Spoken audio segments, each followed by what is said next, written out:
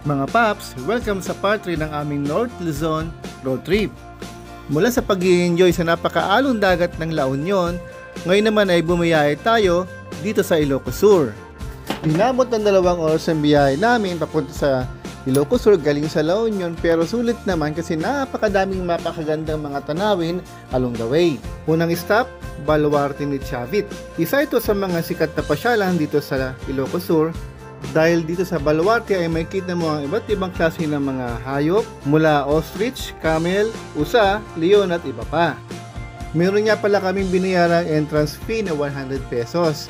Yan ay kung kaya mo maglakad. Pero meron namang package na mas malang kaunti pero sasakay ka ng shuttle para maikot mo lahat ang iba't ibang stations dito sa Baluarte. Marami nga pala dito mga pakalat-kalat na usa na napakabait na lalapit sa'yo, lalo na kung may pagkain kang ibibigay. At may mga ostrich naman na nakatambay na pwede kang mag-selfie.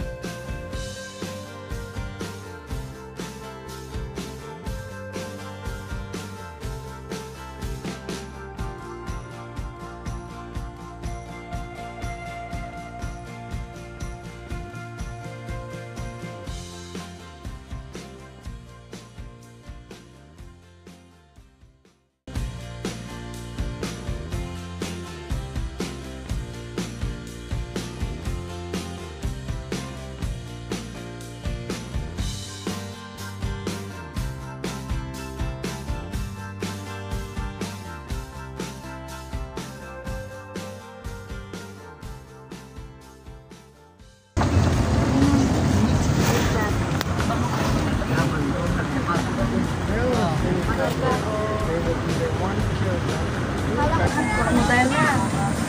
Train yun. Ngayon po na tayo. Siyempre.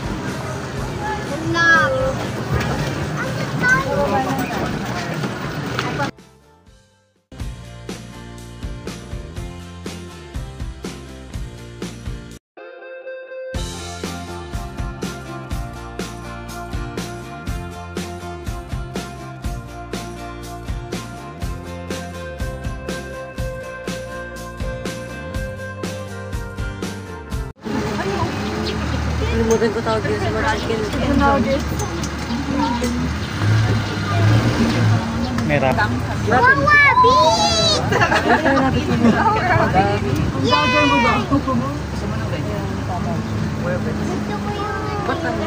May binibenta di ba? Time space. Ito po yung baby one.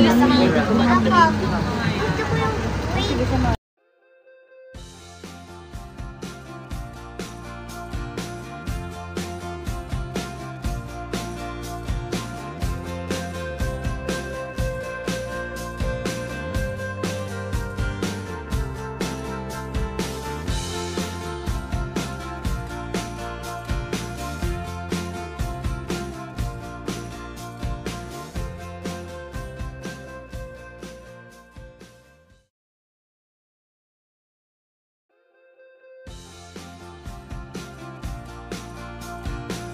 At pagkatapos naman namin mag-explore sa Baluarte ni Chavit ay dumiretso na kami sa pinakasikat na kalsada ng Vigan, ang Kalye Crisologo.